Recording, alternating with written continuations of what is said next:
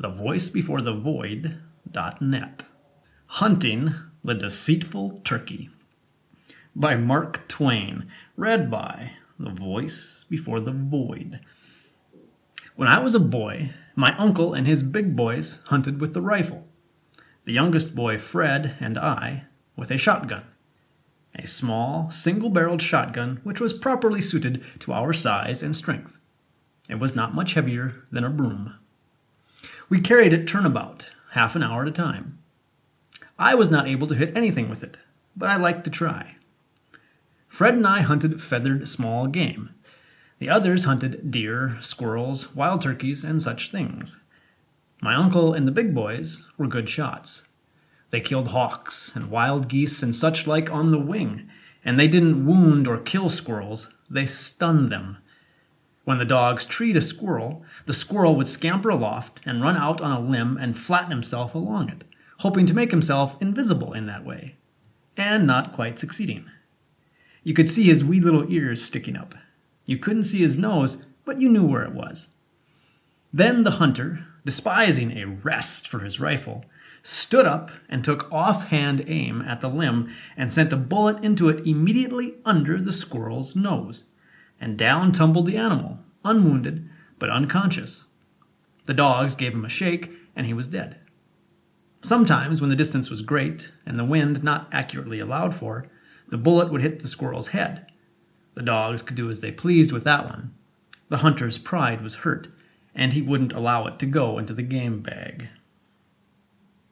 In the first faint gray of the dawn, the stately wild turkeys would be stalking around in great flocks, and ready to be sociable and answer invitations to come and converse with other excursionists of their kind. The hunter concealed himself and imitated the turkey call by sucking the air through the leg bone of a turkey which had previously answered a call like that and lived only just long enough to regret it. There is nothing that furnishes a perfect turkey call except that bone.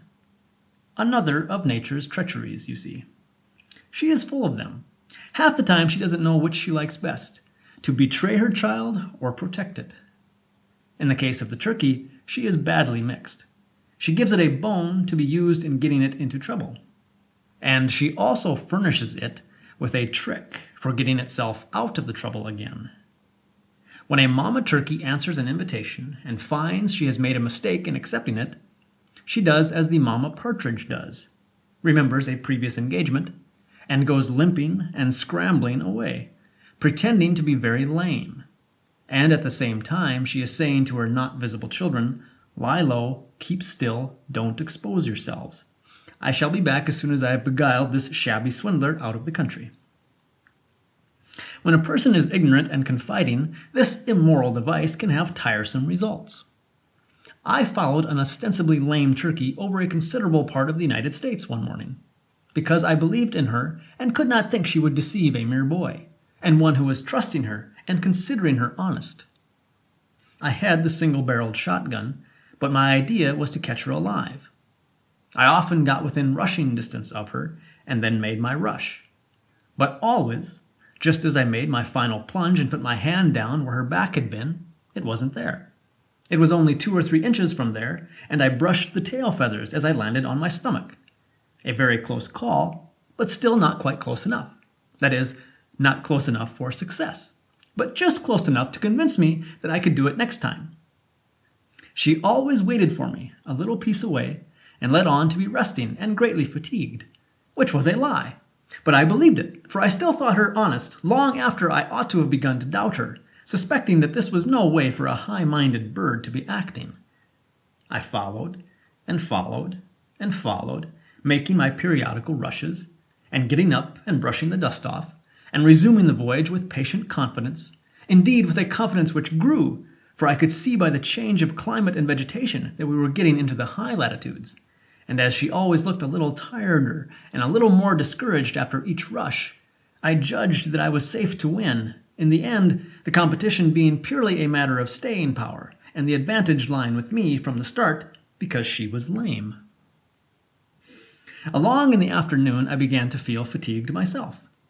Neither of us had had any rest since we first started on the excursion, which was upwards of 10 hours before. though latterly we had paused a while after rushes, I letting on to be thinking about something else, but neither of us sincere, and both of us waiting for the other to call game, but in no real hurry about it. For indeed, those little evanescent snatches of rest were very grateful to the feelings of us both. It would naturally be so, skirmishing along like that ever since dawn, and not a bite in the meantime. At least for me, though sometimes as she lay on her side, fanning herself with a wing and praying for strength to get out of this difficulty, a grasshopper happened along whose time had come, and that was well for her, and fortunate. But I had nothing. Nothing the whole day. More than once, after I was very tired, I gave up taking her alive, and was going to shoot her. But I never did it, although it was my right, for I did not believe I could hit her. And besides, she always stopped and posed when I raised the gun, and this made me suspicious that she knew about me and my marksmanship, and so I did not care to expose myself to remarks. I did not get her at all. When she got tired of the game at last, she rose from almost under my hand and flew aloft with the rush and whir of a shell, and lit on the highest limb of a great tree, and sat down and crossed her legs and smiled down at me, and seemed gratified to see me so astonished. I was ashamed, and also lost, and it was while wandering the woods hunting for myself that I found a deserted log cabin, and had one of the best meals there that in my life days I have eaten.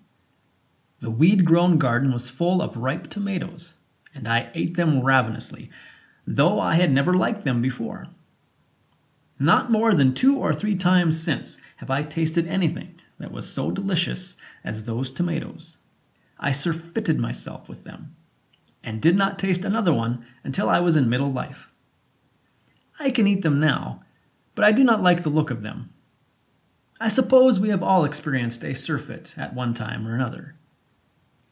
Once, in stress of circumstances, I ate part of a barrel of sardines, there being nothing else at hand.